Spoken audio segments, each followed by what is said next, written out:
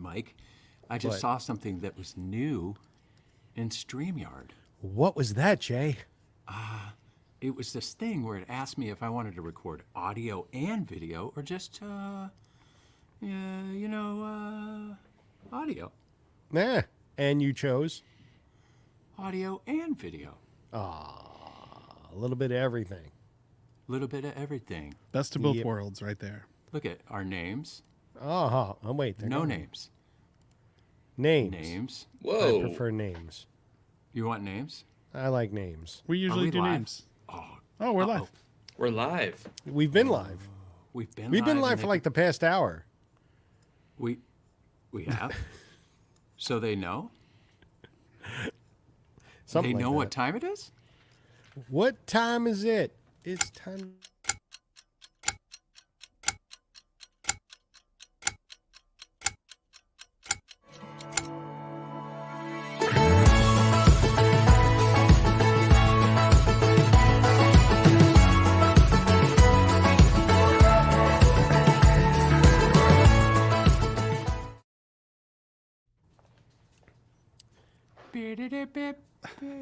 There it is.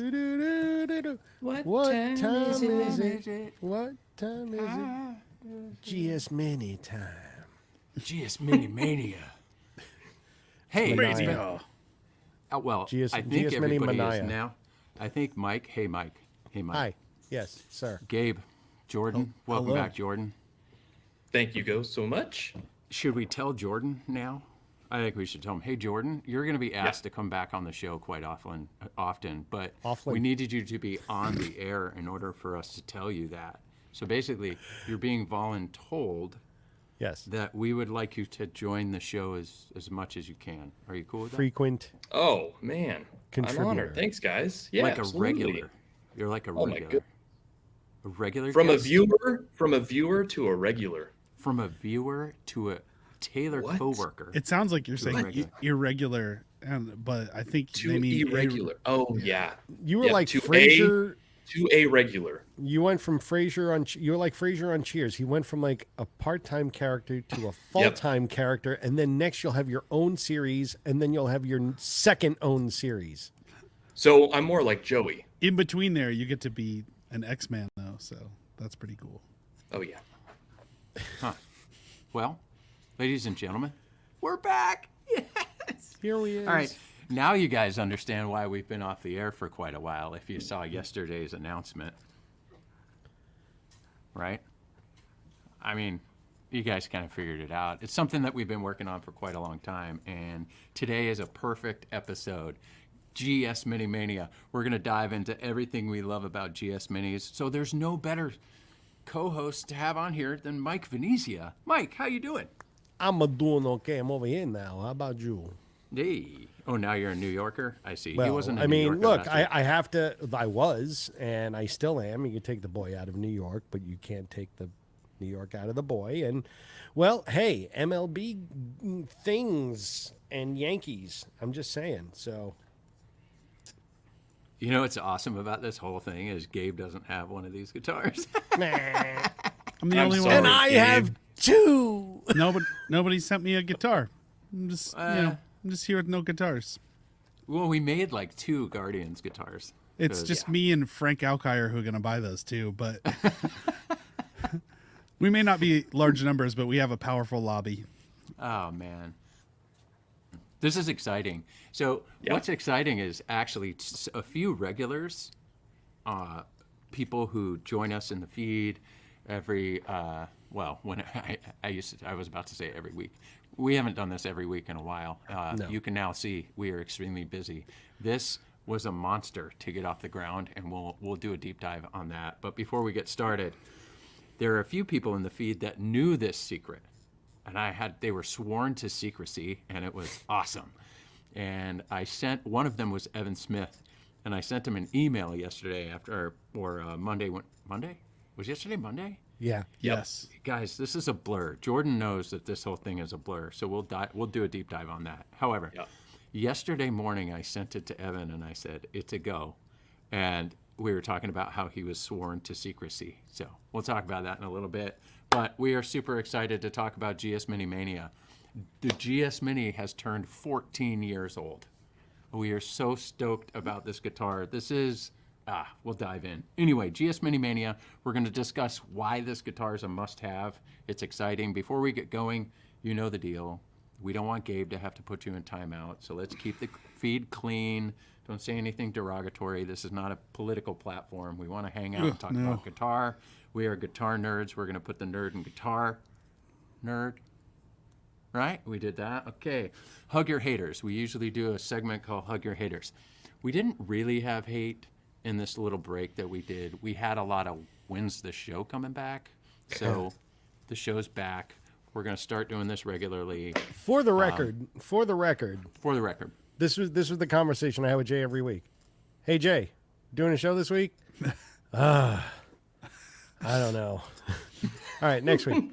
All right, next week we're going to do a show. All right, great. Jay, so we're going to do that show this week, right? I don't know. Jay and Mike next and I week have we'll do a show. have a primetime group text, and Jay will be like, "Primetime Tuesday," and I'll be like, "I'm on vacation. I'm at the beach, man." Like, I mean, I can bring a laptop. Okay. And then I'm there on Tuesday. Like, do I stay on the beach or do I have to? No. Well, now just being here, I see every week that we do it, how much it involves. I mean, Jay's running around left and right, getting things together, so it's definitely a big lift. It's a wild thing that 102 episodes later, this many people have been able to come together this many times through all its iterations. I think it's pretty dope. Yeah, We should it's be proud. awesome. We are. And the people who join, I mean, I'm seeing so many familiar names here.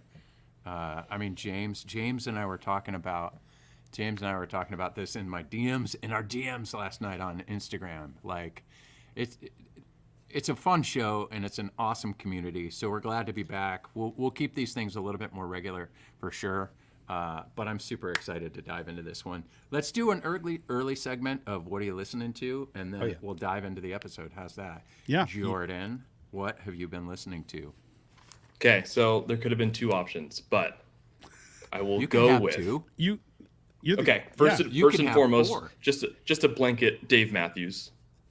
Always Dave Matthews. But that's not what I was going to talk about. So, Amy and I are watching The Bear, right? And so we're in season 3, episode 1. It's this really beautiful, calm, eerie music that's playing throughout the whole episode. And I'm just like, wow, that sounds like a Trent Reznor Atticus Ross score. Very social networky, right? So the show ends and I look it up. I'm like, what was that playing? And it was actually 9 Inch Nails.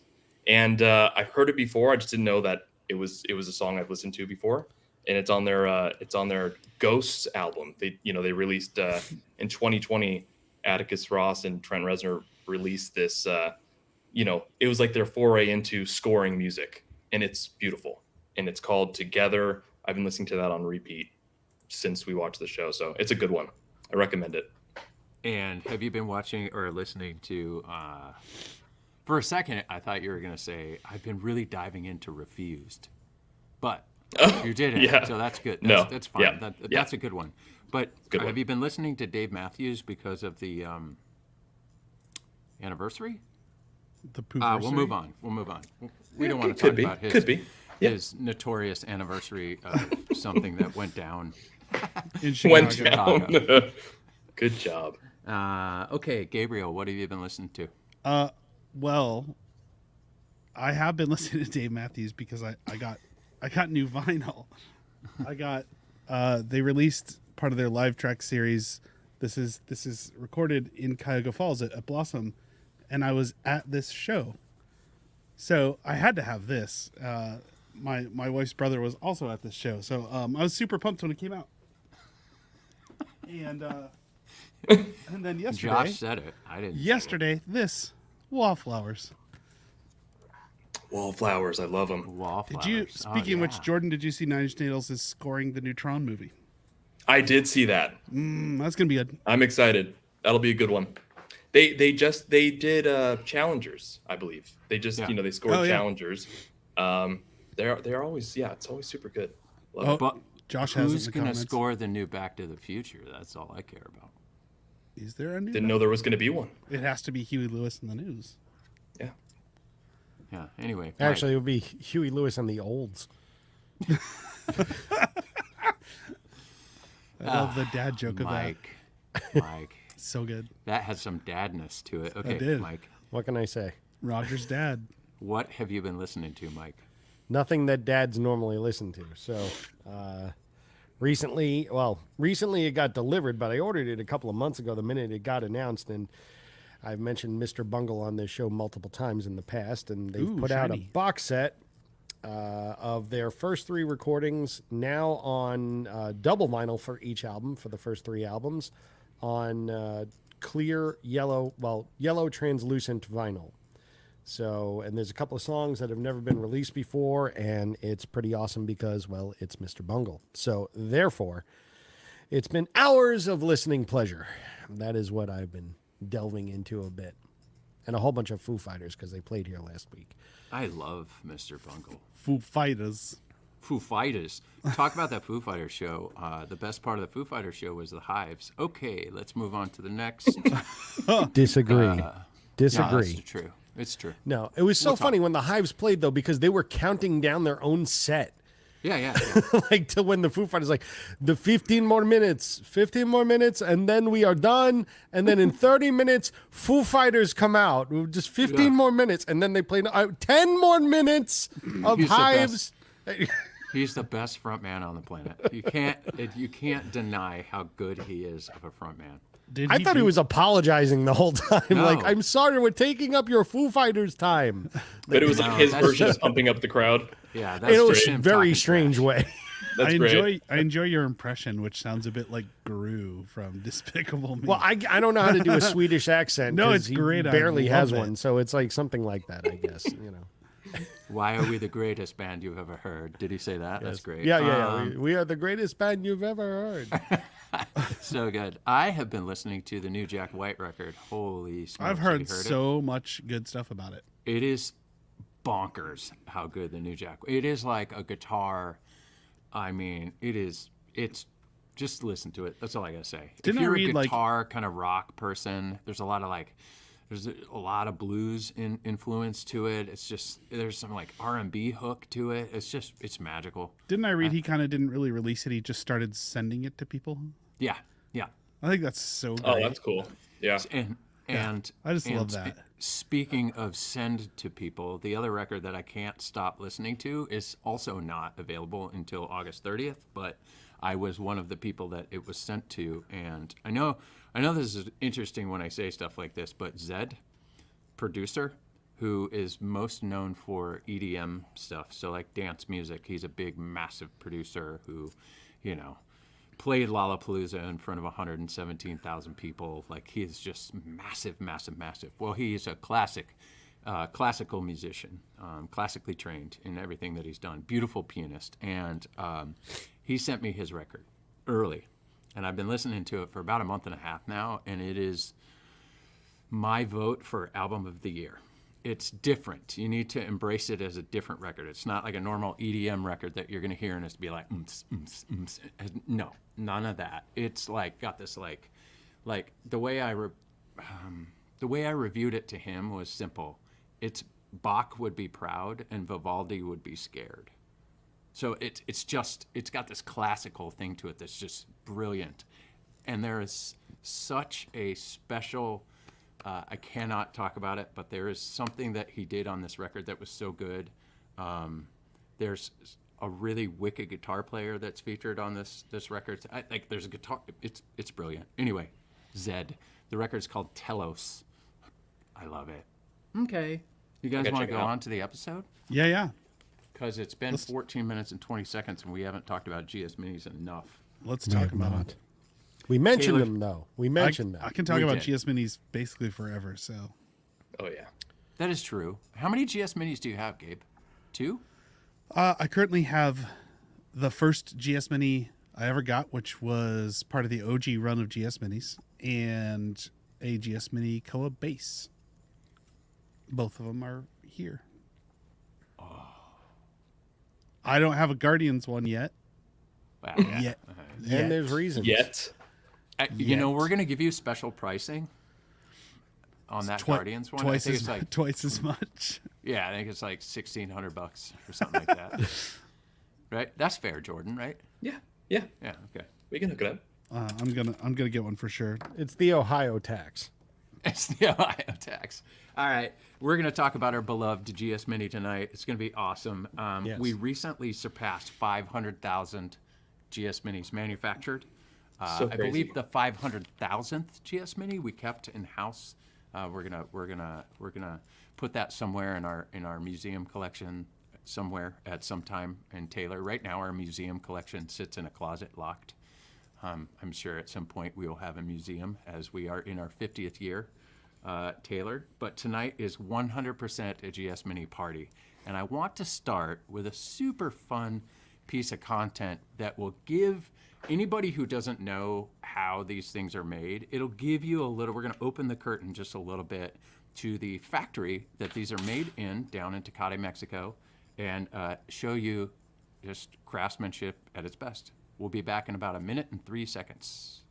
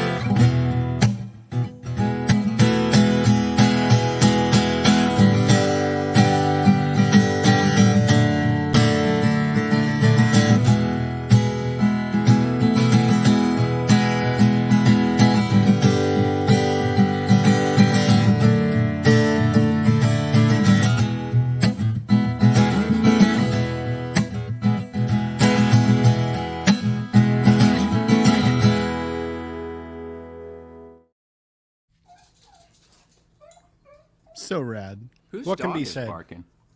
That's Roger, isn't it? Yeah, Rogers is whining. Why is he whining? Does he Because wanna I'm be on not playing with him. Does he want to be on TV? Raj, you want to say hello to everybody in prime time? Yeah. Come here. Come on. Up. This He's is the- really important. Everyone knows this. He's the best boy. He is. We love our mascot dog. Oh, look Hey. at this. Oh, he's so cute. Say hello, Raj. Speaking of Hey, this, Raj. if you like cute dogs named Roger, smash that like button and subscribe to our channel. That's right. I love it. You Oh, being crazy Roger. boy? He's being crazy boy. So Crazy boy? yeah, he's been active. Look at Shane, who's my hero. What? 28 different Whoa. GS minis. Wow. Dude, Shane. That's Shane, what- fantastic. Shane, You're what do you play the most? What do you have a favorite?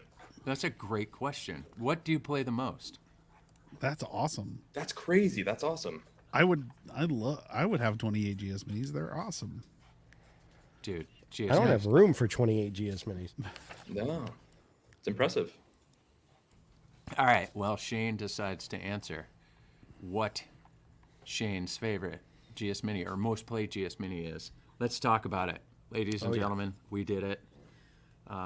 Jordan and I here muscled with, we stand on the shoulders of giants. Let me tell you, I stand on the shoulders of giants. San Francisco Giants.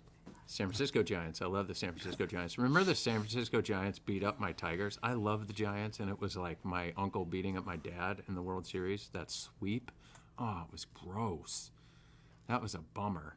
Anyway, I stand on the shoulders of giants. So we have an incredible technology here at Taylor Guitars that allows us to pretty much transfer any design that we can dream up onto the top of a GS Mini. And, you know, when we introduced this technology internally, we were throwing ideas around about how we could do this. And I found that, you know, this could get super exciting. And I brought up the idea of MLB. I said, I've been doing this primetime show with these cats for a while, and some other cats, of course. I do my shtick every single episode where I have a hat on, and I usually wear a hat for whoever the guest is going to be until I ran out of those, until I kept wearing the same hat all the time because everybody was from San Diego. And I just thought MLB would be a magical collaboration. So me being a little bit relentless, I started trying to connect and find any way possible to get to MLB. And we actually had a Taylor fan, somebody who has been interested and hangs out, watches the show quite a bit, who was the head of replay at MLB in New York. Excuse me. So his job was, right, when there needed to be a replay, he was New York. And I was able to get a contact. And interestingly, it's Joe Torre's niece. I'm going to leave that as her name right now. I'm not going to blow her spot up over here. And I was able to get a meeting and pitch this idea of a Taylor GS Mini MLB collaboration. And not being a guitar player, I did something right, luckily, and she bit. She loved it. She thought it was just a brilliant idea. And however, it's really expensive, to be totally clear. It's hard to do a collaboration directly with MLB.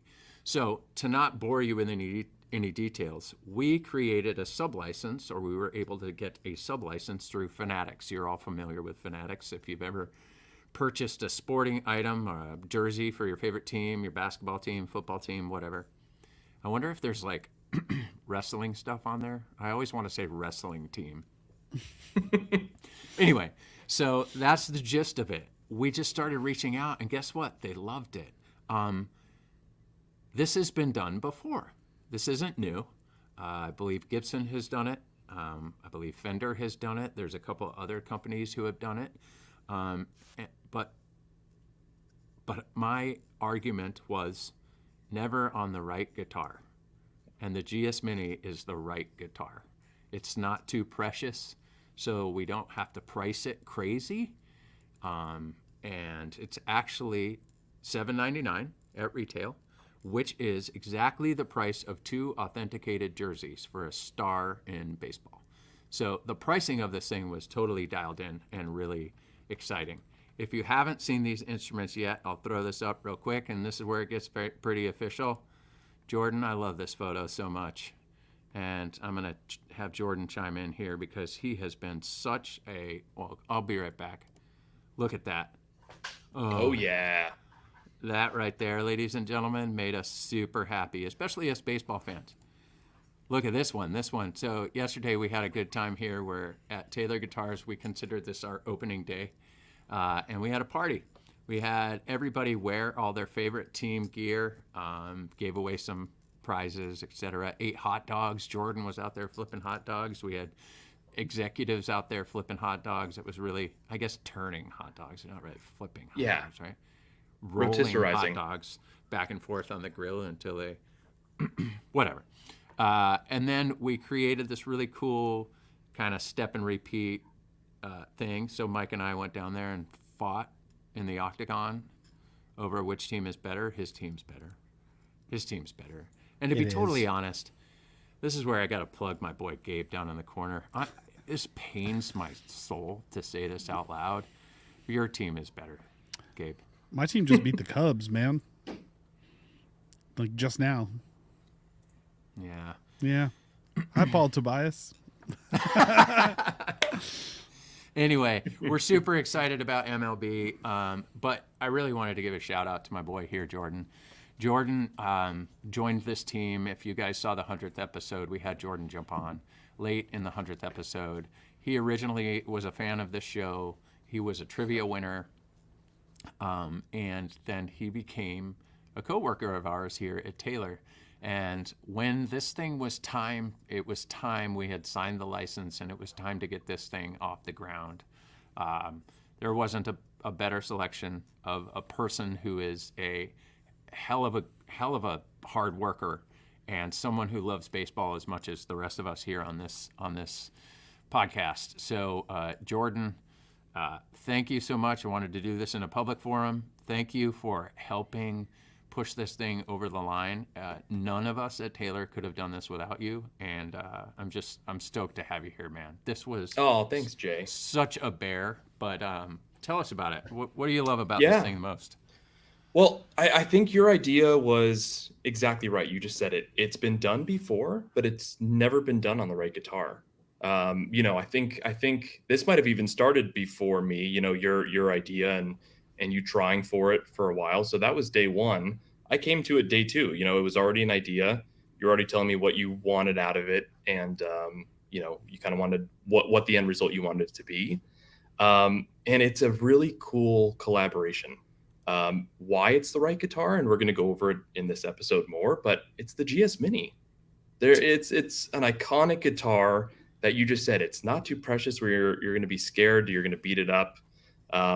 If any guitar deserves to be out of the case all the time and never in the case hiding in a closet, it's the GS Mini.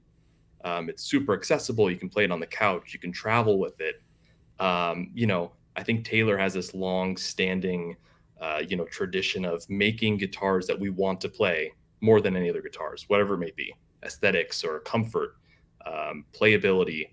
This collaboration just kind of falls into that even a little bit more. There's no guitar I want to look at more than this one here.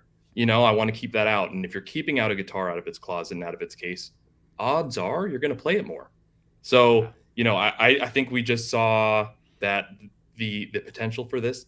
And, I'm super happy and honored that you let me run with it. So thank you. Jordan's a Pirates fan, and the Pirates are playing the Padres right now. They're playing in we 20 probably minutes. could jump out of here and just go to that game real quick, but we won't. Why don't we just do it live? We'll just go to the game live. Stay on Primetime. Whoa. That would Yeah, have been awesome. that'd be cool. Mike, you've known about this project that we've been Yep. working on for a while. What about it inspires you? Everything. I mean, from for those of you that don't know or don't remember, I sell into dealers, right? That's my job. My job is district sales manager of the Northeast, and for me, the way I look at it, this is a way to connect with your local audience really, really well, depending on where you live, right? Obviously, I'm originally from New York. I do have the Northeast as my sales territory, so any dealer in New York would want a Yankees or a Mets, guitar to sell. But New York's also a melting pot. So literally, there are 28 other teams you can carry in a store and find and associate yourself with somebody who's coming into your store. It's very relatable from that end. But from the fan end, right? How many of us are diehard fill in the blank fans, right?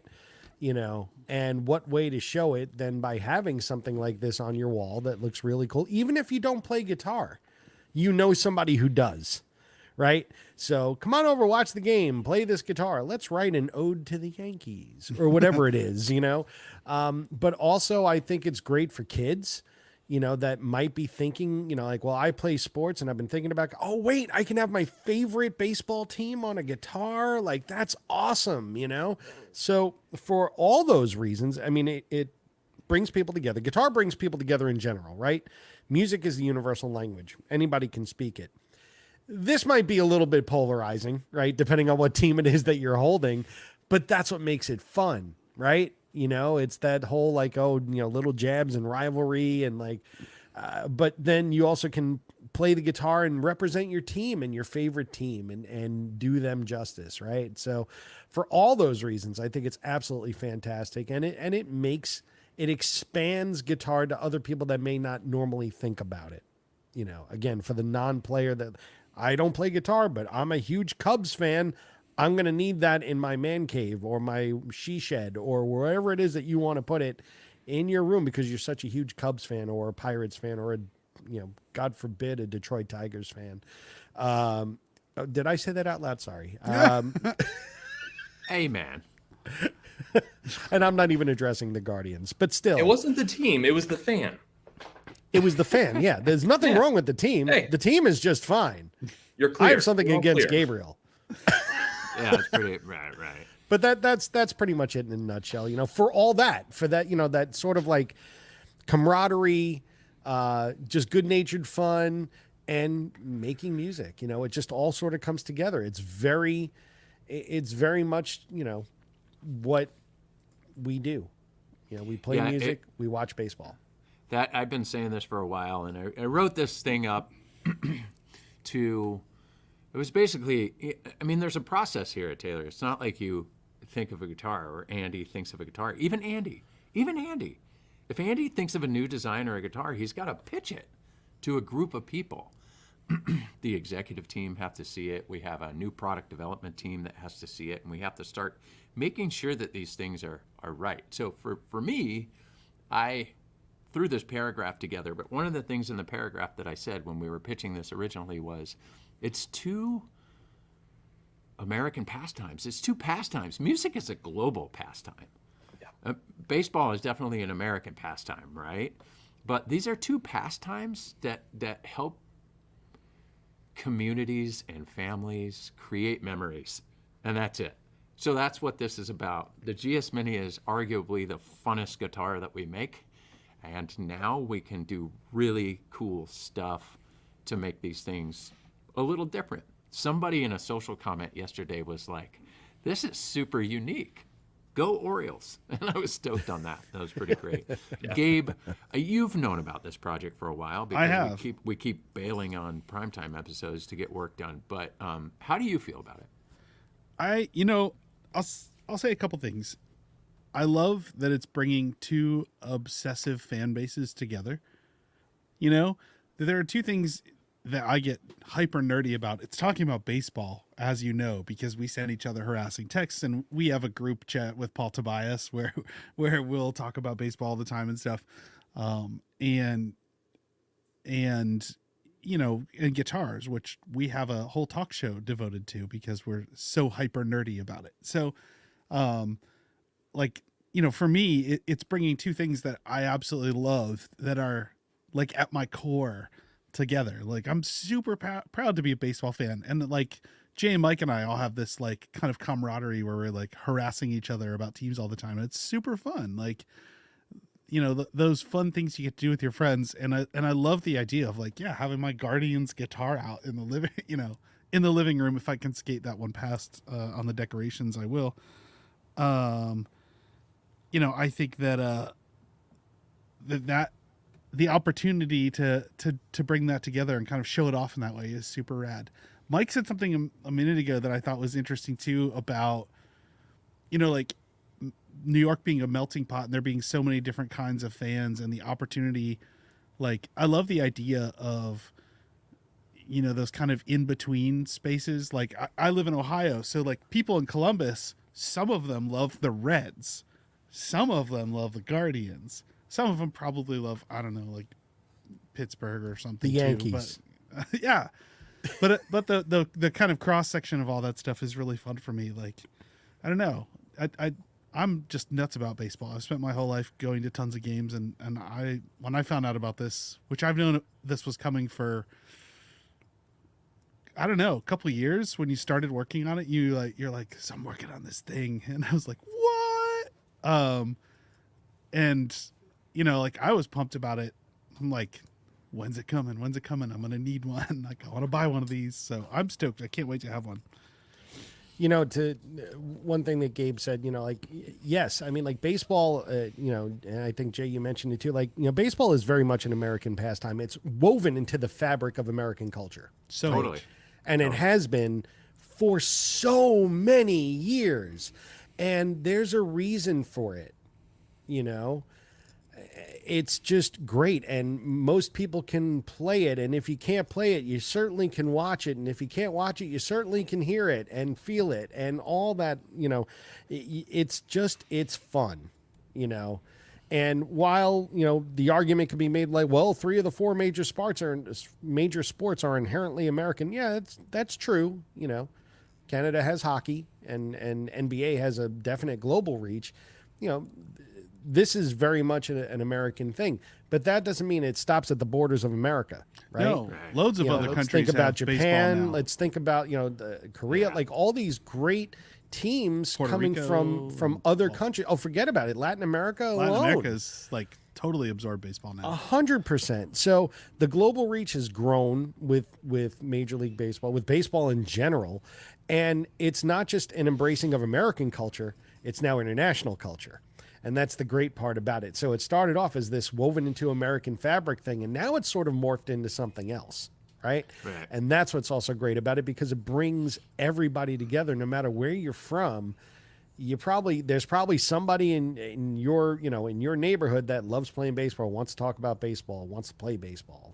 You know, it's just fun, no matter where you are. You know, you touched on something in that last little bit there that I think is super important too, about the, you know, no matter where you're from, no matter who you are, no matter what you believe in, what your history is, what your socioeconomic status is, no matter how divided people are on loads of other things in the world, we can all come together at a baseball game and root on our favorite team. It reminded me of Field of Dreams. Like, Yeah, totally. Kevin Costner's talking about, like, no matter what argument he was having with his dad, they could still come together over baseball. And it's like, baseball is so pure that way. Like, you can, like, no matter what, it's so rad. And so, yeah, I'm so pumped about this. I can't wait. Well, Yeah, it's really you don't have fun. to. It's here. Till it's here, right here. Oh, till yours is there. Your specific one. I've got a spot Got for it. it, like right here. It's gonna be rad. Jay, send it carrier pigeon. Just I make him, you know make what I him wish? wait. I partly wish that just the Guardians guitar, like we could ship it with like a magic eraser. You know what I'm saying? Like that was the only one that was faulty or something like that. Like whatever. Yeah. Just kidding, Big Gabe. scratch across the front. Accidental kidding, Gabe. Cubs logo. You know, I've seen some comments in here about you know, White Sox Cubs, Cubs Bulls dynasty.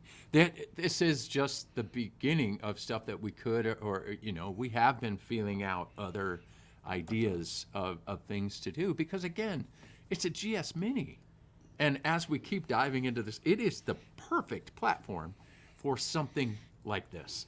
So, are there other leagues? We would love that, but this is just the, you know, this is just the beginning. We're trying to figure stuff out, but we want to do these couple of collaborations that we have right now really well before we do anything else. But all those ideas are there for sure. I see a good one in here. A good question is, are these limited editions, or will you be continuing to make them? Great right question. now, it's a multi-year contract. It's a multi-year license. I'm sorry, contract. It's a multi-year license, and we got some super cool stuff up our sleeve with this license. So it's really exciting for sure. There's another one in here. This is great. You know what? I want to talk about this. Love the partnership with MLB. Go Dodgers. Go Taylor. I'm sorry that you're a Dodgers fan, but I love and respect you, because I want you to know that Mike knows this and Jordan knows this. I spent a lot of time going down to our Tecate factory to help make sure that these things were right. And I want to tell you that we reran Dodger Blue probably 15 times to make sure that it was right. Because even though I am not a Dodgers fan, the first baseball game I ever went to was at Dodger Stadium. Fernando Valenzuela was pitching, and Tommy Lasorda kicked dirt on the umpire. So it was pretty magical. So go Dodgers. I hope we sell a lot of Dodgers guitars, that's for sure. You know, Mike? one thing to bring up about that, you know, for those of you that may know tattoo artists, all right, follow me on this one. Tattoo artists love curves. They hate straight lines, right? Printing a solid color uniform like that is the equivalent of tattooing a straight line. It's hard to make it uniform and clean. And Jay went out of his way to make sure that that was done right, that there was no imperfections, that it was the right color. So we've mastered the art of tattooing a straight line, I think, in the GS Mini printing world. But yeah, I mean, a lot went into that, because if you're going to do something like this, you have to do it right. You know, this is, people hold these teams close to their heart, you know, and Dodger Blue is always right. There you go. But people hold these teams close to their heart, and they go, wait, that's not the right color. Like, they'll see it a mile away. Yeah. Like, that pinstripe blue is not the right pinstripe blue. Like, they know it. So, Jay, I got to give you a lot of credit for making sure that you were making sure that all this was done correctly, and a lot went into that. Hey, Jordan knows that if we got those colors right, MLB wasn't going to be that happy with us either. So, Yeah. Yeah. Oh yeah. Jordan, it's been a process, but we have learned an absolute ton about MLB, and I couldn't respect the partnership more. It's just they opened the curtain, and it was phenomenal. It's really great. Yeah. So, just in a nutshell, we have the license for all 30 teams, and we're going to be making some really, really cool stuff over the next few years. It's really exciting. There was a question by James to talk a little bit about the technology. There's some patent stuff that we really can't speak about, but in general, I can tell you that it's more like a micro spray, and it's like a UV transfer micro spray. So it's like at the end of the day, it's like a very high tech screen print that allows us to do this. We can't screen. There's a patent on screen printing on guitars, I believe. I'm not going to get into the legalities of that, but the technology has grown. We have the old version of this technology that we used for, I don't know, years ago we did like a Tony Hawk collaboration, and our director of artist relations, artist marketing, Tim Godwin, has done some super cool collabs with like 1 year the medals or the trophies for the X Games were Taylor GS Minis, and they were like, there was a gold, a silver, and a bronze. So we have been for working Billie with Eilish too, and yep, we did some stuff for Billie Eilish. Anyway, we've been working on this, but in general, it's kind of like, we call it a micro spray, and it's pretty. I think we got it down to about 17 minutes a guitar. So there has to be mathematics. There's some of them take a couple of passes. I won't bore you with that part of the technology, but some of them it ranges from about 17 minutes to about 24 minutes, depending on how many different layers there are. But it's pretty good question. Does the paint affect the sound? Interestingly, it kind of elevates the mids a little bit. So depending on, so that the Guardian's guitar sounds terrible. So I wouldn't. I don't know if you would want that one. I knew it was coming. All the rest of them sound pretty darn cool. Oh, boy. So cool that people like Coy Bowles from Zach Brown Band, we're going to put a pickup in one of these things and send it to him, and he wants to play it on stage. So these things are great. That's cool. That's super fun. cool. So that's MLB. Right now, they're available at taylorguitars.com. They are made to order. But if you want one right away, you can go to Guitar Center and you can go to Sweetwater, and eventually they will start to move into our indie chain. But right out of the gate, we had to figure out if we could make them, and we did, and it's been super exciting. That's for sure. yeah. Jay, before we move on, it seems like it's one of those ideas. You know how they say like great ideas seem obvious before, and or seem obvious after, but wasn't before. So just props to you again, man. That was a great idea. You couldn't have been more right with this. This is the right guitar for it. So thank you to you. You see this right here? Yeah, that'd be dope. From Santa Just- Cruz, yeah. Just, Bones I Brigade. just want you to know, Rich. That's all. Just that one, right? Yep. That'd be a good idea. That sounds rad. Anyway, surf skate culture that's close to us here. We're really excited about it. Anyway, Indeed. so we have another project I'm sure that some of you have seen.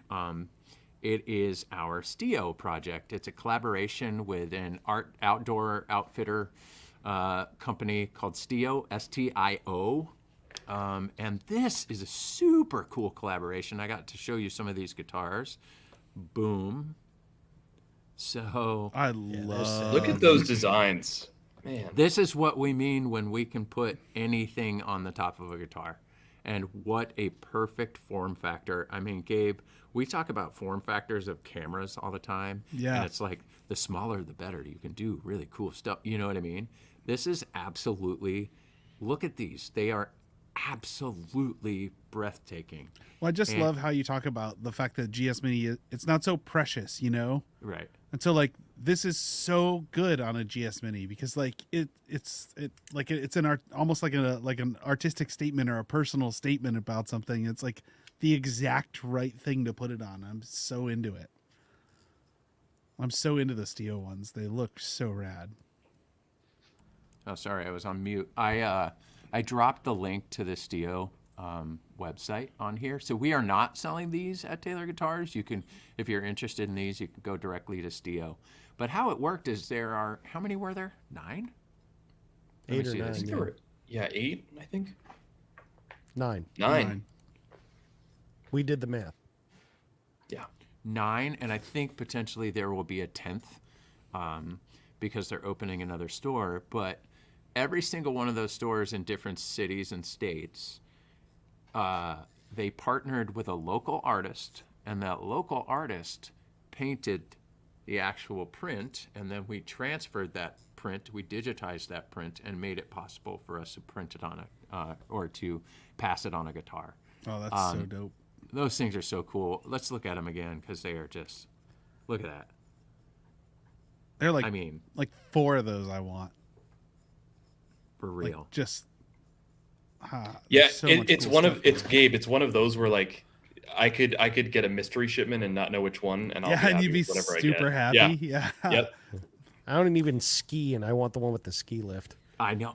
You know which one I want is the one with the like jackrabbit. Yeah, that's jackalope or whatever. that's Jackalope? great. Yeah, I mean, I love the like purple mountains background one and the Yeah. blue one, like where you're looking like the leaves and stuff is pretty dope. Yeah, we have one of those in our marketing area. That's pretty cool. The mountains one is really cool. Also, I love that one. the two-tone pink and green fish. one. Yeah, that is so cool. and the one to the right of that, I don't know if y'all noticed that, but like in all the colors on that one on the top right, it says outside. Yeah. oh man, that's cool. Well, Jay, if you go back to the guitars, yeah. So I think they're all like they're Oh, now I about see it, national yeah. parks, and so the top one there is Bend. Then we got this snowy one, which is Boise. Yeah. You got the ski lifts, which is Boulder. Next one is Bozeman. That's I like the I think it's like koi fish. What does that Yeah. look like? It's really cool though. Maybe and a then we Trout. got I think the, probably uh, trout. Yeah. Oh, it's trout. rainbow And then we trout. got the orange one that looks that's Freeport. Then we got the blue with the snowy trees is Jackson. Then we got Park City right next to that, and then Tahoe looks gorgeous. That's And super then cool, man. Teton. Yeah, they're great. They're super cool. So when you guys partner with them to do the Cuyahoga Valley National Park one for Ohio, That would probably sell as well as a Guardian guitar. Anyway, so this is fun. We just wanted to kind of talk through some of these collabs that we have, and we have many more coming, and we have a lot of fun stuff up our sleeve. But it has just been a joy being able to do this. Let's dive into the actual GS Mini. Mike, as in sales, like you're selling this guitar, why should somebody buy a GS Mini? I think there's too many reasons to say. It's better to talk about the reasons why you shouldn't buy them because there are none. Yeah.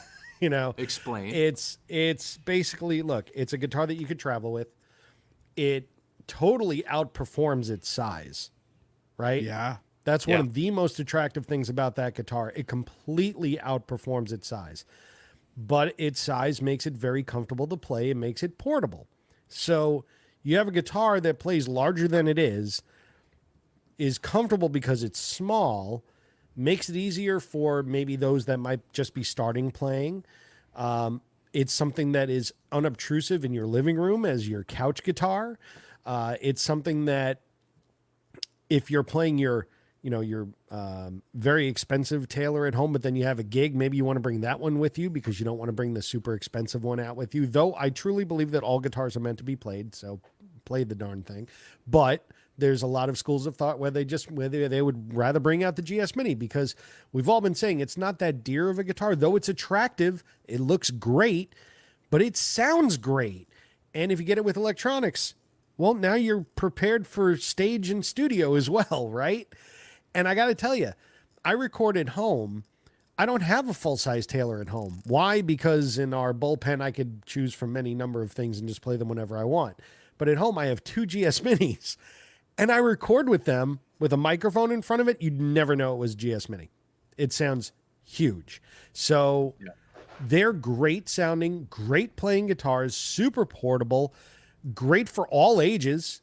And because of the 1 11/16 nut and the 23.5-inch scale, very easy to play no matter what your stature is, right?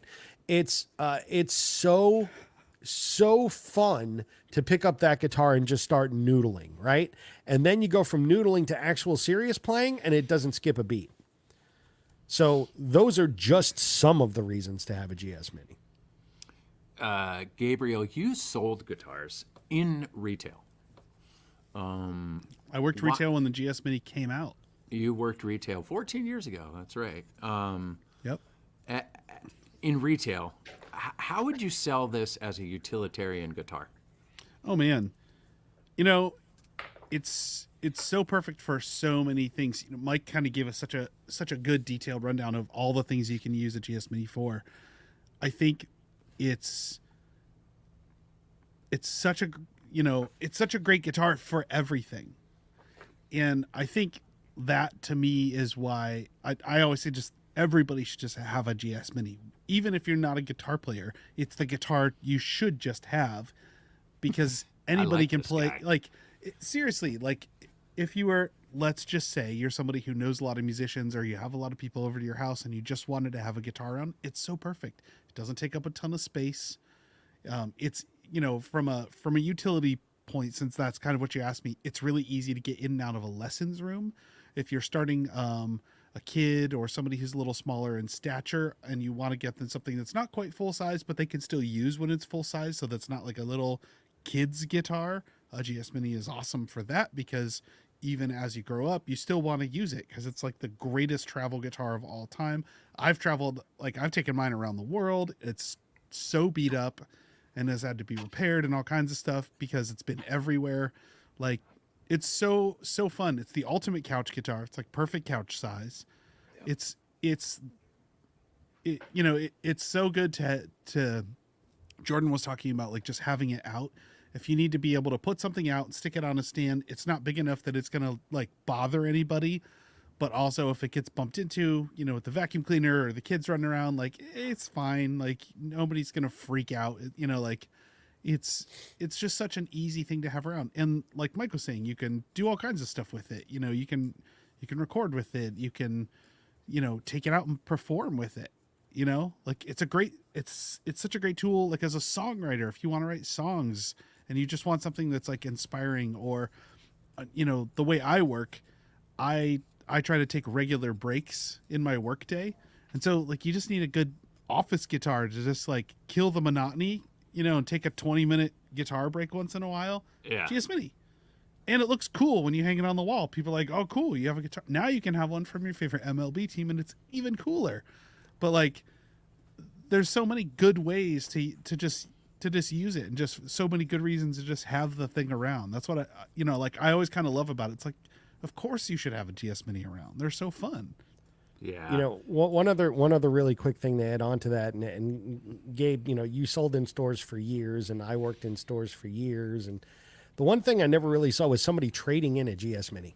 Yeah, no. Oh, you yeah. know, you don't get rid It's of it. just not something you do. You know, people talk, I'm looking for my forever guitar. Well, buy a GS Mini because you'll have it forever for all of those reasons. I mean, I'm sure somebody out there somewhere traded in a GS Mini at one time or another, but I never saw it, you know, and it's No. just one of those things that you could always have, partially because of the way that we build our guitars. They're built well, they're built to last. Yeah. But, you know, and they come with cases too. A really You good know? case. I've Dude. flown A really with- good case. I've flown with Time my out. GS Mini in its native case. I've never bought a hard case for it, just its normal native case. Hey, Are Mike. all over the world. Gabe, you were selling these guitars when they were made. Mike, you've been around these guitars. Does anybody know? I should have found this out. Whose genius idea was the GS Mini case? Okay. So I Whose know genius idea was a beige or tan GS Mini case that you can see forever when you're at an airport and you see somebody with like a little Oh, yeah. you can tan s- thing oh, over yeah. their head? You're like, that person has a GS Mini on their back. I know for sure that. So I actually saw and played GS Mini prototypes, like the early prototypes and final prototypes when I visited Taylor back when Taylor University was a thing you actually flew out and did. I have photos of that. I'll post them in the Taylor Guitars owners group. If you're not in that, come join. Bob Taylor joined it, and we're super excited about that. Oh, that's cool. Yeah, he actually like answered a question and dropped some knowledge the other day, and I was like, yes. I know that when it first came out, the case had to be strong enough and portable enough to fit in an overhead compartment, and that Bob Taylor went on the U.S. part of the kind of story around it that I remember is that Bob Taylor went on the USO tour with Zach Brown Band to like Iraq, and it had to be able to survive that in that case. Like that was like the standard for it, and that was the guitar he took. Hey, Gabe, Look at this guy. What? There's a guy in here that's talking about, but the GS Mini, the Yankees and Dodgers. Ugh. I understand. I hate the Yankees too, but we also have them for they're also available for other teams. Yeah, but let's agree. What was it? Your buddy Mike who said you now have the ugliest guitar ever made? Yeah, it was a fan of the Orioles who left me a note saying, "Wow, I never saw an ugly Taylor guitar before until I saw your Yankee GS Mini." It takes But that's all right. It takes of the serious. They're guitars, man. They're not supposed to be serious. They're fun. They're Yeah. for fun. They're for playing Yeah. songs. It's not a Gabe, serious thing. The, Like, the look, case they're that it fun. comes in, the case that it comes in now, was that ever upgraded, or is that the case it's always been? As far as I know, it's basically the It was same. upgraded. Was Oh, it it? was upgraded. Okay. Yeah. Well, because my first experience with the kind of like the gig bag, it was the Aero case, and then I felt the GS Mini case. I'm like, this feels almost as structured too. It's feels hard padded. You drop it, nothing's going to happen to it. It's the most protective I've ever seen of any gig bag. It's always had hard sides. Okay. Like the 200 series bags, and it's always had a big meaty center block. Got it. Okay. So, Yep. I mean, I could pull out mine over there, but I mean, it's like I've taken mine far, and it's Yeah. been handled hard, and it's survived great. Yeah, Yeah. they're hardy. No, it's a great They're one. definitely hardy. Yeah, I mean, I'll see people sometimes going, "Oh, hey, what's a good idea for a hard case for a GS Mini?" I'm like, you don't need one. Yeah. Save Yeah. your money. Buy So- another guitar. I kind of want to talk about this. We've seen a couple of these comments about it takes away from the seriousness of the brand. This actually is the brand. This is how loving and fun and easygoing most of us here are, right? This guitar is fun. I don't see us putting a Detroit Tigers 814 CE into the world. However, that would be so dope, and it would probably be only me that would buy it, right? Probably, yeah. But this is exciting. This is what, this is fun. Or there's one here that says, ignoring football, the most important, or the most popular sport in the world, the greatest football team in the world. Don't make it so easy for Martin. Come on. It's hard to get licenses. Super hard. My guy, Really hard to get this you- done. And so we found a very good footprint, a very good form factor, a very fun guitar to make. And we aren't serious people. Bob Taylor's not a serious person. He likes to laugh. And Bob and I were in a text message conversation earlier, just laughing about something that was just, it's hilarious. We make guitars. Guitars make music. Music make memories. And memories make us happy. Yeah, And I that is mean, exactly what we're that's- doing with this. have you collab. seen the Martin Alien guitar by chance, or the like Biosphere one with the whale? The alien printed guitar on it, or is so cool. I Like, love that the alien. That Felix alien guitar. the cat one. Yeah. Like, guitars are for fun and like have fun with stuff. I mean, not everybody's gonna like everything you do all the time, for sure, and I get that. Yeah. And criticism is a legitimate part of making anything. So I don't want anyone to think I'm dissing them. I'm just saying, like, guitars are the whole point of GS Minis has always been like they're a fun guitar, right? Like they're for having fun. Like, you know, we're not, like Jay said, nobody's gonna put a Dodgers logo on an 814 CE. God, I No. hope not. I hope not. Let's put less Dodgers logos on things. I hope period. no one puts a Tigers logo on an A14C. Have you seen an A? It's almost A14 day tomorrow. It is 814 day tomorrow. It is. Tomorrow is Yeah. Well, it's also And it's also so got to be ex- too, like, it's about the, like, I think it's about the musician too, and the music they play. So like Sure. that when I think about I think about one of the silliest guitars I've ever seen was actually performed live in front of me, and it was being played by one of the best guitarists that I've seen play live, and that was Tom DeLonge playing his Taylor. It had a bunch of filthy words written on it, right? It looked like the silliest guitar ever, but he Yeah. was playing some really great live music. No one says he's not serious because he played that guitar. You know, he made that guitar look absolutely ridiculous, absolutely funny. Every type of joke you can make about dirty jokes on there, and it sounded great. So it's about the music that you're playing. So Take that off the screen right now. I read that. Take that off the screen. I saw that one right. too. All right. Let's keep the I show just think moving along. just to put a bow on this, I think you can look at it as, you know, the guy who buys a Lamborghini but then wraps it, like they put like a green wrap on it. You may not like it, but it's no less a Lamborghini underneath it, right? You know, but you just don't like it. When you have your Lamborghini, you can get it whatever color you want, you know, And but that guy wants that one. So. Or having a Sunburst guitar or a Paisley Telecaster, Exactly. or a whatever. Like, Yeah. people like to decorate their stuff. It Not all personalizes it. guitars are for everybody. You know, Nope. I worked with Tom DeLonge for a while, and I remember the first ES335 he started playing, and immediately he told his guitar tech, he like gave him like 40 stickers and said, it's like a $4,000 guitar. He hands him a bunch of stickers and said, put these on, please. And I'm like, oh no. Jay, I was get it. was his Taylor stickers as well, or was that writing? No, that was big, giant. That was Sharpie. marker, right? Yeah. Yeah, and it was so funny. dry that the guitar was just like buckling at one point. So there's probably a video you could see where he goes out in the parking lot and just smashes it. Oh, that's funny. It was a bad look, but you know what? It's Tom. Aliens. You know what I'm saying? Let's keep moving. So I just think every single guitar player on the planet needs this guitar. They are phenomenal. And I'm going to show you why. So we have made some really cool pieces of content around the GS Mini lately.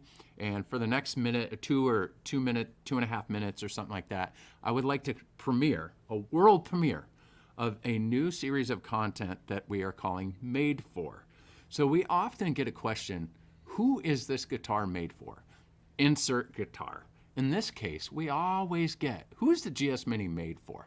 Well, in this case, it was made for a band called Creature Canyon here from San Diego. And here's an entire performance. All of the guitars that you see are GS Minis. Even the bass.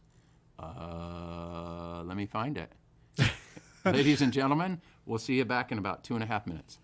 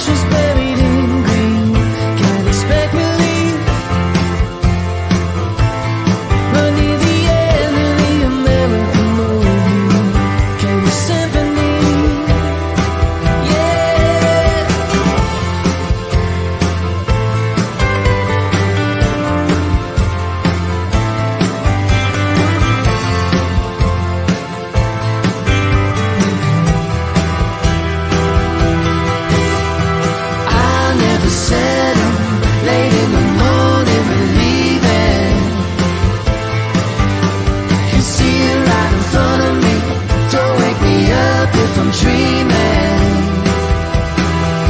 At the end of the American dream was a melody.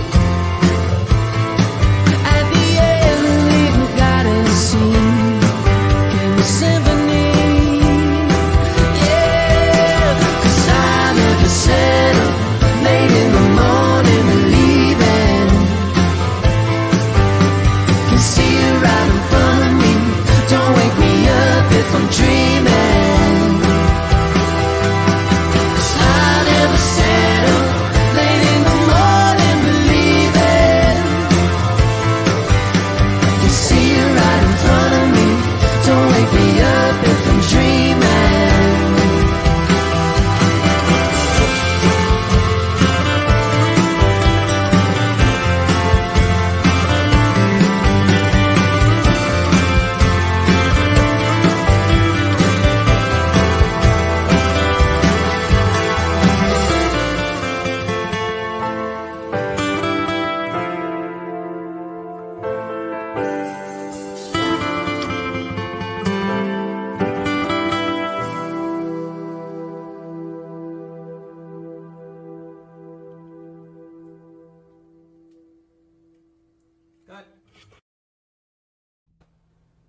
That was great. That was dope. Amazing. Yeah. I mean, even the leads, right? Yeah. Like Gabe, why is this guitar so good to record with? Oh man. Small guitars have always been popular for recording. The Grand Concert, which is only Mike, a couple inches longer than a GS Mini, probably. The which one? The Grand Concert, it's probably Grand Concert's Few inches 24 and longer? 7/8 scale, and the GS Mini's 23 and a half. So you're talking an inch and 3/8. Okay. So small, the Grand Concert is one of the guitars that really blew up Taylor as a brand, in studios. People loved recording with it. Yep. GS Minis are super fun to record with. It's a small guitar with a really focused sound.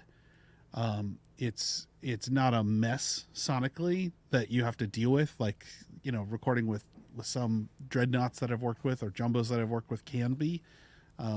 It's a nice, small, focused guitar. It's very easy to record. It's also really fun to do. I've done a bunch of different stuff with GS Minis. I had 3 at one point. I did Jordan, if you're a Dave Matthews nerd, will know about raised B or high B tuning. I had that. And I had one Nashville strung for a while too. Is a really fun way to record with them sometimes. You get a set of 12 string guitar set, and then all the standard tune strings, you pull those out, put them aside, and you just use the octave strings. I actually do like to do that with Martin Silken Steels. That's got a really nice shimmery sound. And you record that, and then you've got to take another one that's a standard tuned guitar, play the same part, pan them opposite sides, so you have a giant split 12 string. It's super cool. So it's just a fun guitar to record all the way around. But that small body and focused sound really is fun. I've recorded the GS Mini bass a bunch too. I think the first time I recorded that or mixed it would have been Daniel Donato's band. Yeah. At Southern Ground Nashville. Yeah.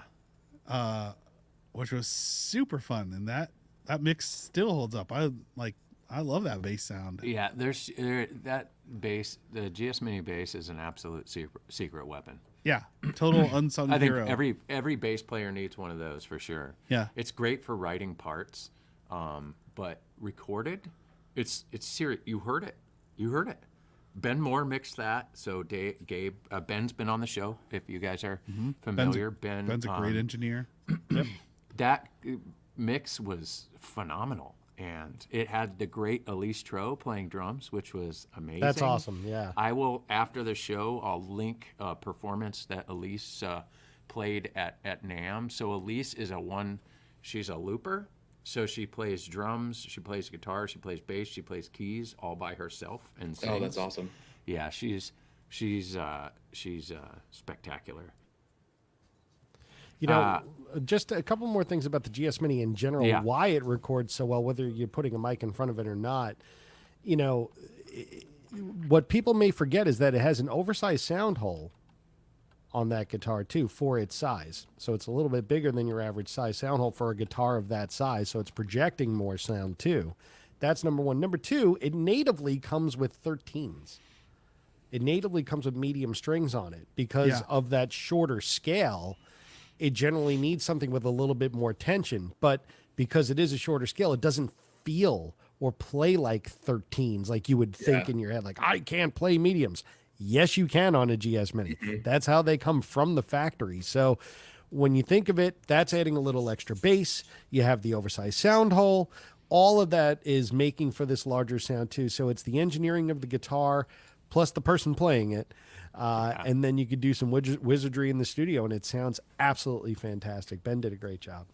Yeah, and Mike, I like Gabe, you said it too. It's fun playing, especially those higher tension tunings like Dave Matthews.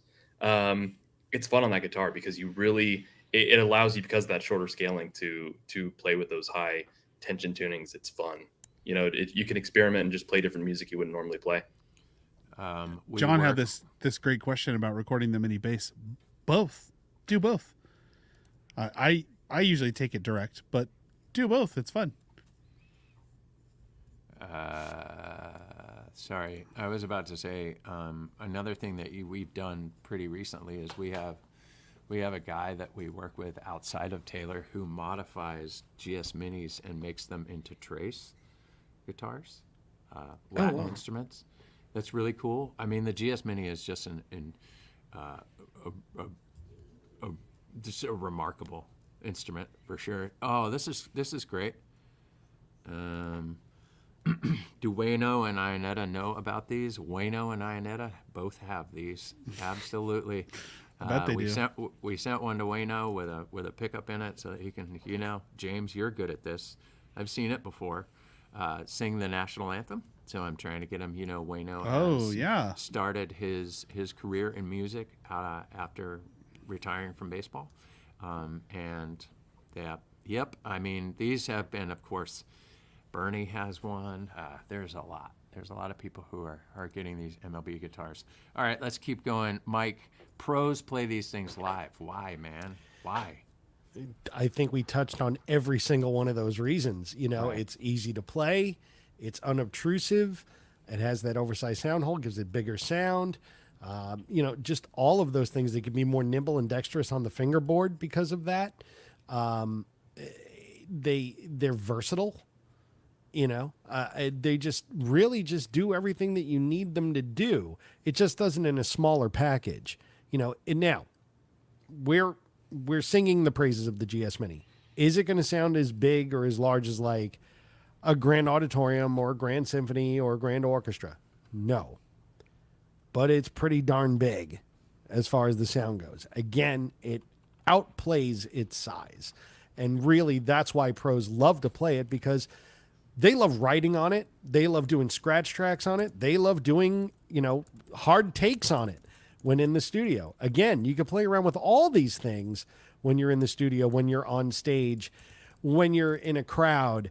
Whatever it is, the GS Mini fulfills most everything that you need it to, And again, if it has a pickup, you can plug it in to a Circa 74 and, make it sound even bigger. So all that is there's just so many reasons why they play them. But I guess maybe the number one reason is that they are just fun. You just gravitate to them, They're easy to play and makes it more fun. If you make something sound good, you're going to want to play it more, right? And if it's fun to play, you're going to want to play it more. And that's what the GS Mini is in spades. I was trying to think while you were answering that question, Mike, because Jay was asking about famous people, of all the people that play them too. I mean, like, I know Dolly plays them. Yep. Dolly. Trying to think Damon of Albarn, Harry Styles, Jack White, Jack Johnson. Luke Bryant writes with one for sure. He doesn't play them live. Tommy Shaw. Haley Williams from Paramore plays one every single set. Rosé from Blackpink, if you're into K-pop. That band is massive. Just to name a few. Ben Harper travels with one. I know the amount so of many. the amount of artists. KT Tunstall travels with him all the time. KT Tunstall, the entire band, Jelly Roll's entire band. They have them. The Descendants tour with them. Boy, I mean, it's just Ty Verdes plays one. yeah. It's a bus guitar. It's a studio guitar. It's a couch guitar. It's a fun guitar. It's a beach guitar. We could keep going forever. We haven't even scratched the surface with like the Latin American artists that play them. Oh yeah. Tons and tons of Latin Camila American plays artists. one. Yeah. He's like one of the largest artists on the He's planet. tremendous. He built his whole career with a Koa GS Mini, I think, that he put gaff tape on and made a design on it, and that became like his Yeah. merch go-to. Yep. And just think about playing these live too. How convenient it is. How for the size of it. Like Jay and I had to bring a bunch of these from the warehouse over here for marketing purposes. I think Jay and I each carried like 12 in our hands. We had a backpack. We had 2 backpacks here, and then we had 4 in one hand each. It's crazy. So really convenient. And 500,000, man. So we're keep making these things. I have another clip that I want to play, and this was just a fun project that we made. So that song that you just heard was called American Movie by a band called Creature Canyon. They're local here in San Diego, and we absolutely fell in love with it. But a few months ago, this is kind of how the creative sometimes works at Taylor, where I'll think of something, and then I'll reach out to my lead creative production guy. His name is Charles, and I sent Charles a text and I said, GS Mini 500,000. This is how it went. Gabe knows my text messages are so cryptic sometimes. It's great. I said GS Mini 500,000 stop motion. That's it. That is exactly what I said, and he said, great idea. I'm on it. A week later, we created this stop motion piece that if you follow us on Instagram, you've seen it, so forgive me, but I'm going to play a version of it right here. Now, we made it for Instagram, so it's vertical, but I want to show you why we had that band Creature Canyon record, and it is straight up, this was one of the most fun projects I've ever done here at Taylor. Check it out.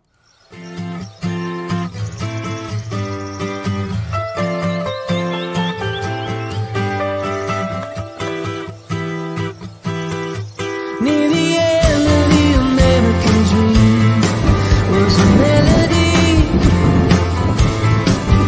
a struggle for another day, illusions we believe. When potential's buried in green, can't expect relief. But near the end of the American movie came a symphony.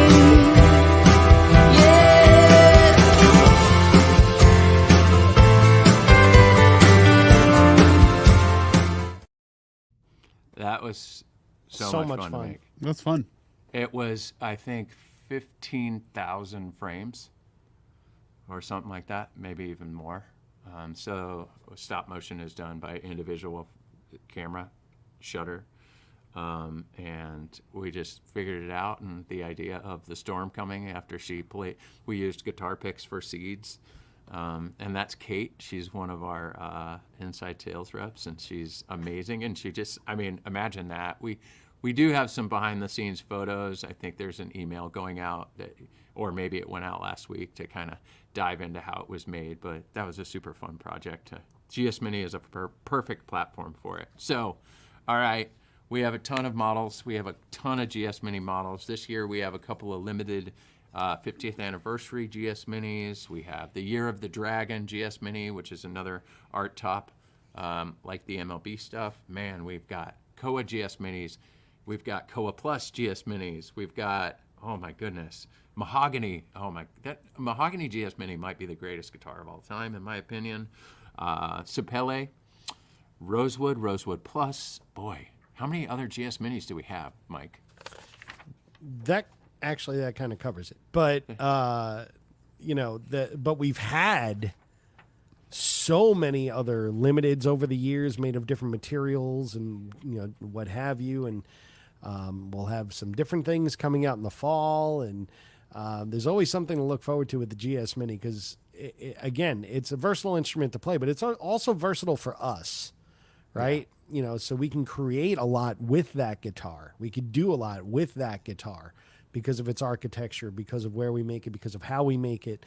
All of those things make it very easy and lends itself to working with different tone woods, to taking things like prints on the top while not choking the sound, all those things. It really lends itself to so many different angles. Now, you mentioned the Koa and the Koa Plus.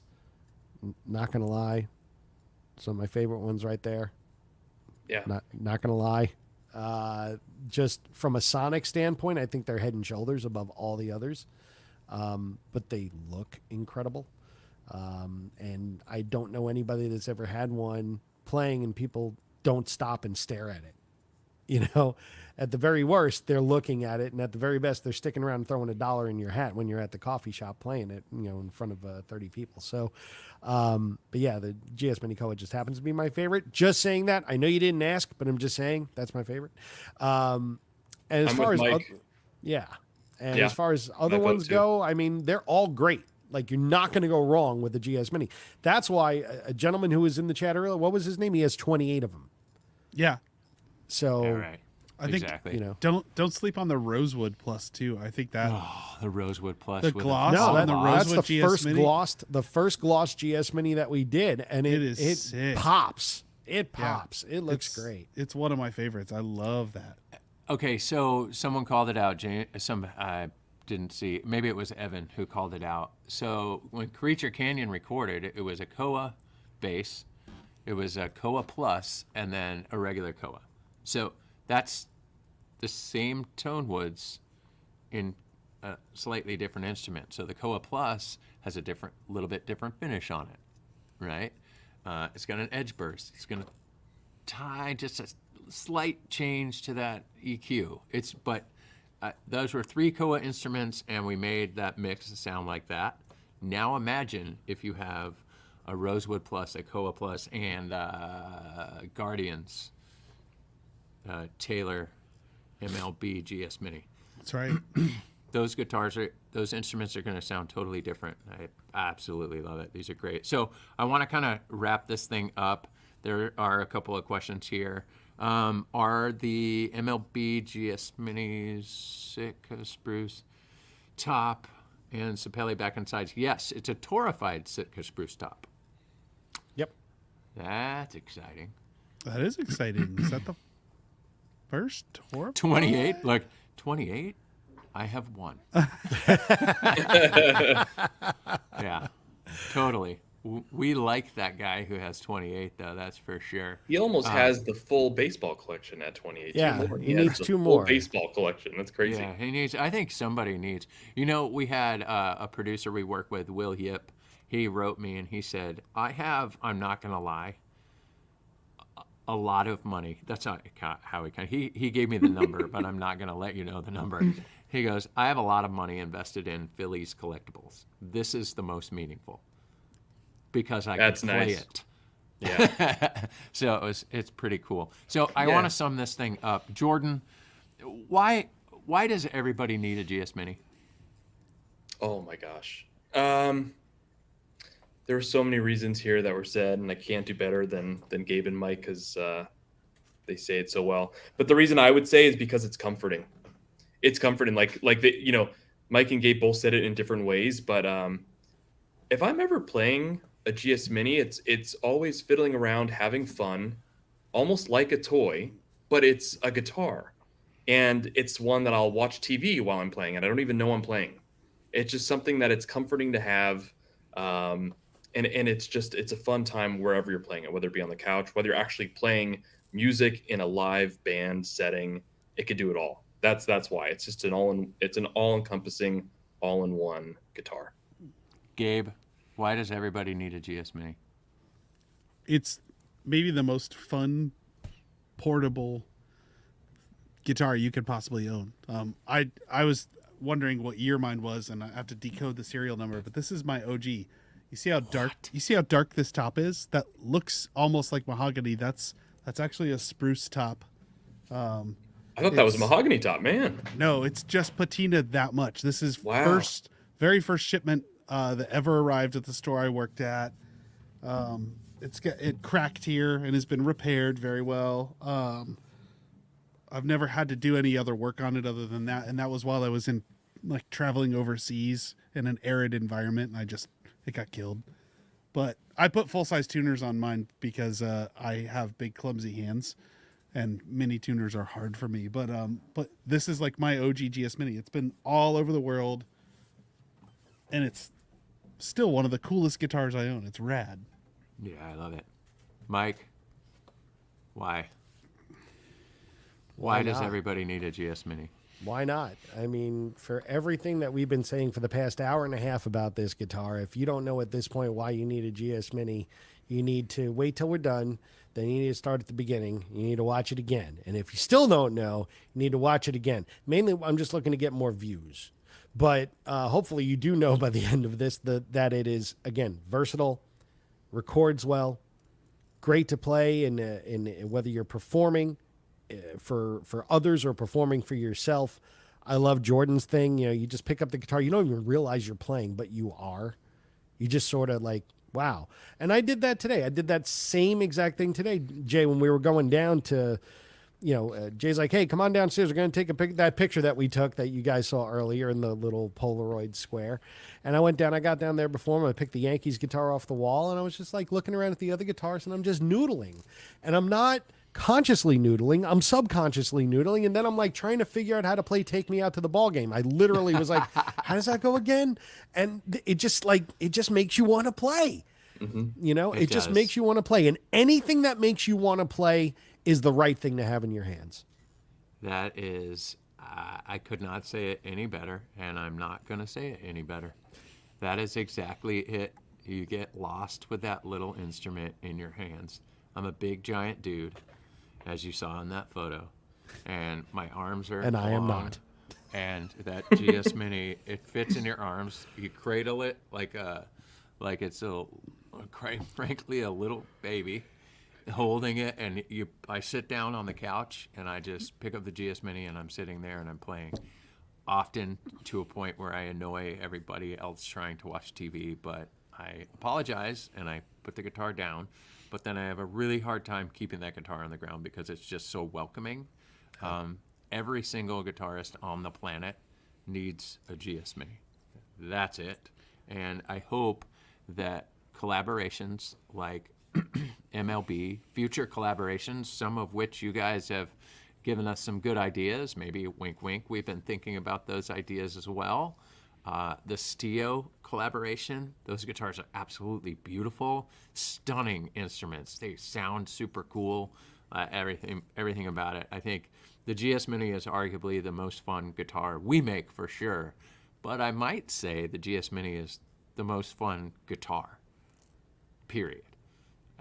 It's remarkable, and I think everybody on the planet should have one.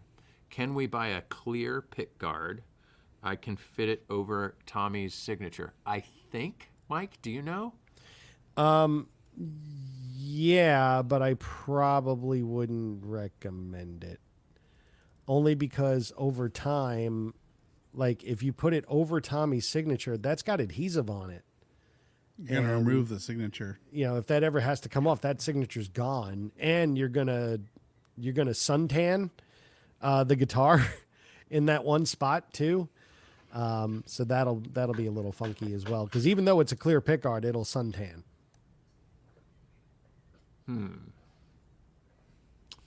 I would just keep it as it is. He's just trying to protect it. Yeah. No. I understand that. It's sometimes tough to do.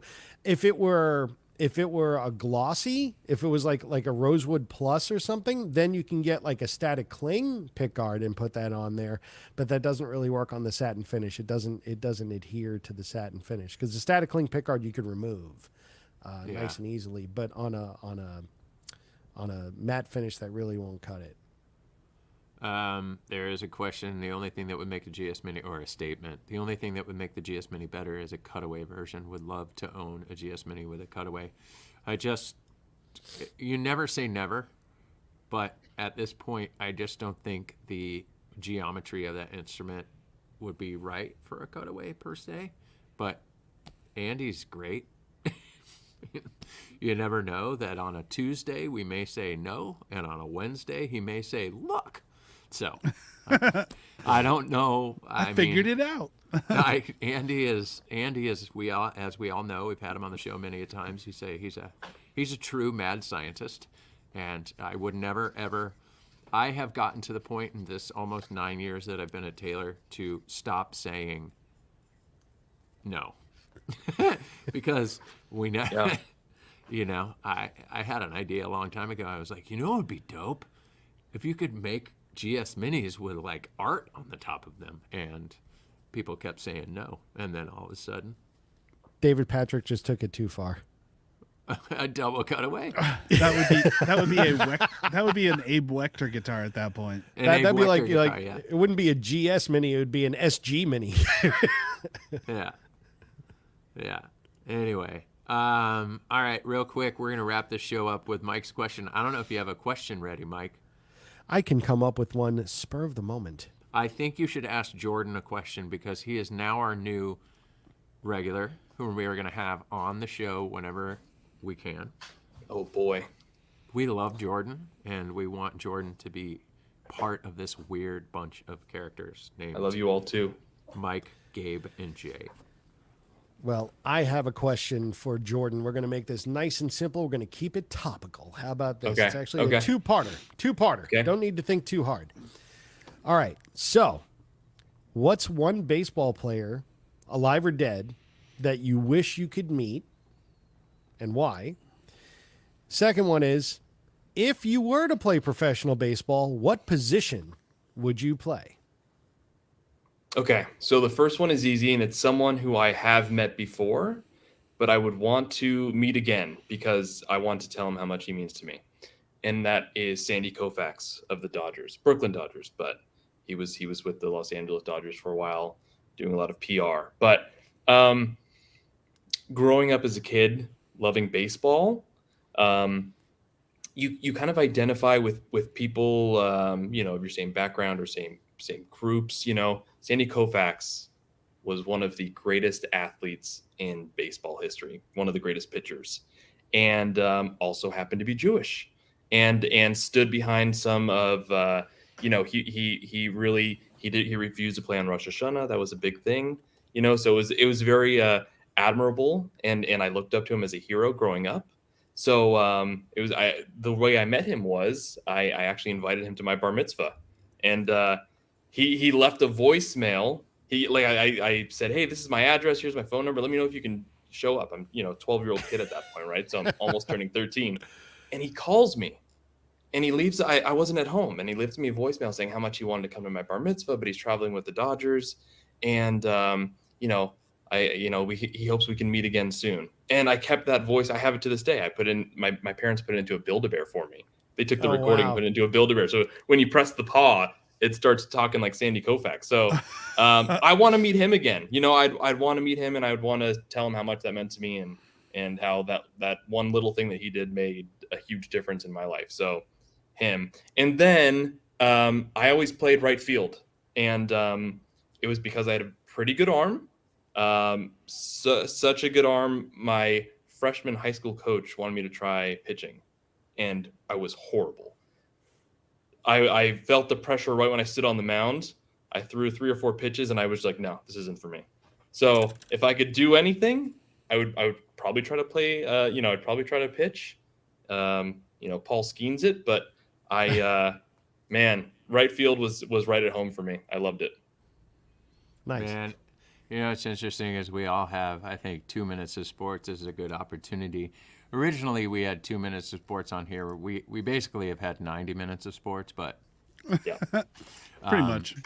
In 2 minutes of sports tonight, we were going to talk about the Olympics, and we'll just say, the Olympics, it happened. My most favorite part about the 100%. Olympics was Snoop Dogg He was fantastic the whole time. I loved it. Okay, that's enough of the Olympics. Katie Now, Ledecky. huh? Oh, Katie yeah. Ledecky. My kids Dude, were. all of My girls I mean, were so into her. what a place to, the Olympics are special, and I know some people despise the Olympics, but I think this is a good opportunity to tell a quick baseball story, a memory, because that's exactly what baseball does, and that's exactly what music does. We often on this show talk about music memories. What is the best concert, or what is a memorable concert that you've been to? But baseball. I have one that is so weaselly that was awesome. So my it was a cousin of mine was getting married in Michigan, and I was a teenager, I want to say maybe 12 or something like that, but old enough to babysit back in the day. And my cousin comes up to me, and he was probably a few sheets in the wind, like he was a little bit, it's a wedding. Everyone's, bad dancing, all this open bar, all this kind of stuff. So he walks up to me and he goes, Jay, this is my cousin Brian. Walks up to me and he goes, Jay, I'm going to take you home to babysit my kids. Cool? What's it going to take? What's it going to take? And I looked at him, swear, and I said, Lance Parrish was my favorite player of all time. I was like a Lance Parrish rookie card. That's what I said. And he goes, deal. I'll find it tomorrow. So that is how I got my Lance Parrish rookie card, was randomly because the adults wanted to have adult time at a party, right? At a wedding. And he wanted me to get the kids out of there so that he could have an adult time. And that was it. And I got that. And another quick one was the time that Kirk Gibson walked over to my, he had season tickets at Tiger Stadium, and Kirk Gibson, yes, he did this first in 1984 with the Tigers. Dodgers fans, you need to get over it. He did it first in Detroit against the Padres. 80s Tigers tickets. Somebody paid tens of dollars to have those season tickets. Anyway, my same cousin, had season tickets at Tiger Stadium, and all I wanted was, Kirk Gibson was known for walking over in the front row and taking people's food, and he did it. And he walked over, and I think I was eating peanuts, and he just grabbed the peanuts out of it, put them in his hand, and ate them, and they fell all over him. And he's like, "Thanks, kid." And that was it. And it was very, very meaningful. There's more to that story, but baseball's amazing. Gabe, you got any good ones? I have a million of them, but all I'm going to tell you is the one that happened tonight, which is that during the first part of this show, we were talking so much about baseball that I was like, man, I got to get to another Guardians game. Summer's ending. My kids are going back to school. Guardians are playing the Cubs tomorrow night at 6:40. So I texted my father-in-law and my brother-in-law, and we are now going to the game tomorrow. Nice. Right now. Nice. That's awesome. There you go. Well, Nice. Jordan, I would take you to the game tomorrow, but it's a day game, and I don't know if we can get out of work. Oh man, I didn't know it was a day game. Ah, I was literally going to look into it right after this. If it was a night game, we You would've can gone, look no into it, problem. but we have obligations. we do. got stuff to do. Yeah. Mike, We got a lot. Mike, you got a quick memory for us? I got a couple of them, but the one I'm going to do is one we actually talked about on this show when we had Wayno on. And again, I was escorting a band on a tour through the factory, our good friends in Yachtly Crew, and then I saw Jay with Adam Wainwright, and I walk over and he goes, "Oh yeah, Mike, meet Adam," and I look up at Adam and I just kept going like this, and because he's so tall, and I go. He's like, "Oh, nice to meet you." I go, "You're tall," and he goes, "Thank you," And then we brought it up on the show, and he was on. I'm like, "Do you remember this?" I was like, "You just said thank you." He's like, "Well, what else am I going to say? I don't know what to say to that." And he's absolutely right. So That's great. to me, that was one, really funny. Yes. I got one more that happened pretty recently that is also very special. As you guys know, my mom watches every show. Hi, Mom. And a couple years ago, I was able to take her to a Tigers game and weasel my way into some connections, and we got batting practice access on the field. So I was able to Sweet. take my mom down on the field. And there's a commentator, I will leave his name out of this because it'll make my mom blush. There was a commentator for the Tigers that my mom saw, and she just walked up to him, and it was the cutest thing in the world, and gave him a hug and said, "I just love you." You're just so great. Aw. And it was so special. But the funny part is we were at a Tigers game, but it was the Orioles connection that got us onto the field. So we got to see the Orioles do batting practice and meet a couple of players, and it was really fun for my mom. But baseball is a memory. My daughter Lola still will go to games, and she's 16 now, but she'll go to games and pull out a scorecard and keep score. My daughter awesome. Simone, she doesn't care, but she loves to go to games with me. And so that's why we did this collab with MLB, is because music and baseball bring memories. We got many of these coming. This has been a fantastic show. We love everybody, all of you, for hanging out with us. We'll be back. I'm going to give you a sneak peek. Some of you know that you've been waiting for this episode, but within the next couple of episodes, we're going to do a Powers Electric episode. It might be pre-recorded just because we want to have a couple of cool players on there with Andy. But it's going to be really fun to kind of have Andy on and really dive into why this guitar is so special. So everybody, thanks for joining us. Thanks for hanging out. Thanks for talking sports with us. Jordan, it's been fantastic. I hope to have you back sooner than later. Mike, it's always a blast having you on. Gabe, it's Always good to a see you, even if you're a Guardians fan. You know what? You guys might it's do the well. fan, not the team, as Jordan said. It's the fan, not Exactly. the team. It's the fan, not the team. That's true. You guys are all great. You know, we take long breaks from time to time. Again, we're going to be back a little bit more regularly now that you can see why we haven't had a lot of time to do the show.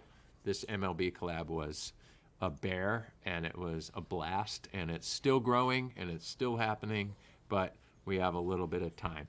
No, Tex, we're not going to do a trivia tonight. We actually have to.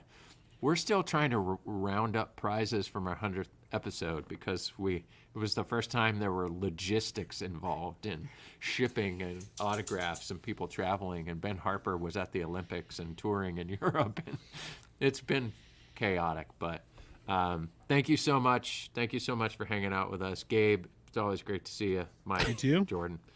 Thanks, everybody. It is good to see Gabe. It's not good to be in the same room with Gabe sometimes. Better seen, not near. Guardians fans, man, we gotta, you know. Anyway, It's the fan, not the team. TM. all right, ladies and gentlemen, we love you. Have a good Bye, night. guys. It's been See you, fun. nerds. See you next Have a time. good one.